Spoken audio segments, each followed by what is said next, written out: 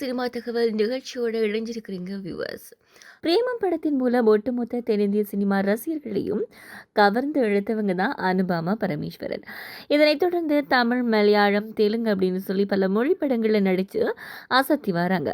அதிலும் கடைசியாக இவர் நடிப்பில் வந்த டிராகன் படம் மெகா ஹிட் ஆனது அனைவரும் அறிந்தது.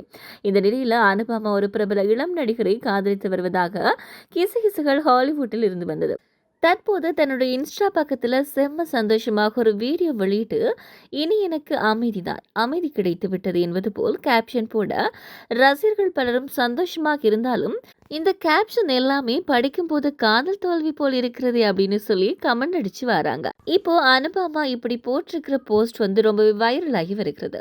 அடுத்ததான் நாங்க பார்க்க போற சினிமா தகவல் என்ன அப்படின்னு சொன்னா, அஜித் இன்றைக்கு இந்திய சினிமாவின் டாப் நட்சத்திரமாக இருக்கிறாங்க. ஆனா அஜித் சில வருடங்களாகவே சினிமாவை கண்டுகொள்ளாமல் ரேஸ் ரேஸ் அப்படின்னு கார் ரேஸில் தான் தன்னுடைய கவனத்தை செலுத்தி வராங்க.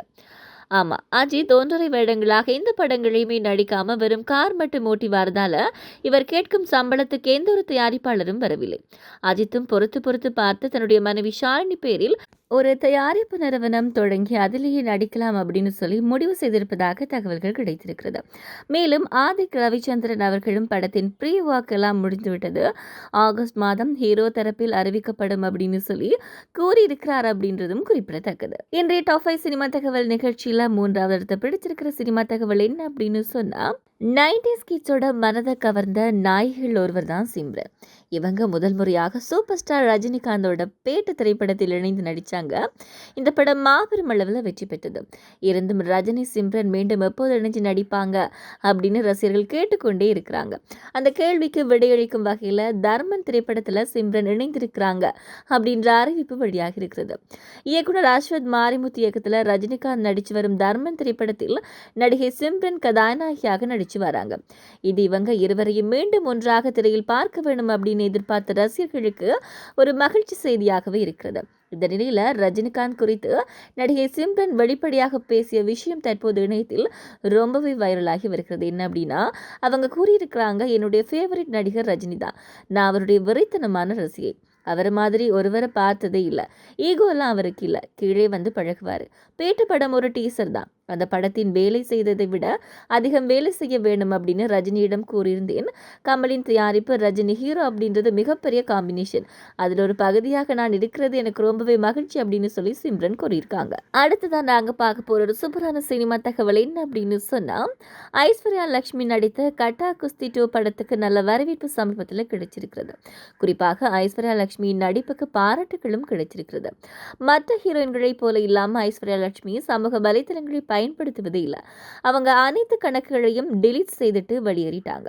யாராவது 100 கோடி கொடுத்தாலும் நான் மீண்டும் சோசியல் மீடியா பக்கமே வரமாட்டேன் அப்படின்னு தற்போது ஐஸ்வர்யா லட்சுமி மீண்டும் தெரிவிச்சிருக்கிறாங்க. புகைப்படங்களை மாஃபிங் செய்யறது, ஆபாசமாக பேசுறது அப்படின்னு பல மோசமான விஷயங்களை சந்தித்ததாகவும் மீண்டும் சமூக வலைத்தள பக்கம் வரும் எண்ணம் இல்லை அப்படின்னு சொல்லியிருக்காங்க.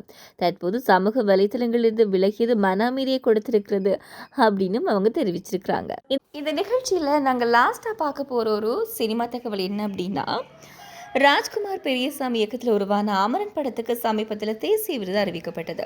சிவகார்த்தியின், சாய் பல்லவி ஆகியோர் நடித்து இருந்த இந்த படத்துக்கு விருது கிடைத்ததற்கு சினிமா துறையினர் மற்றும் பிரபலங்கள் பலரும் வாழ்த்து தெரிவிச்சிருந்தாங்க. தற்போது நடிகை சாய் பல்லவி மிகவும் உருக்கமாக அமரன் படம் பற்றி பேசி ராஜ்குமார் பெரியசாமிக்கு வாழ்த்து கூறியும் இருக்கிறாங்க.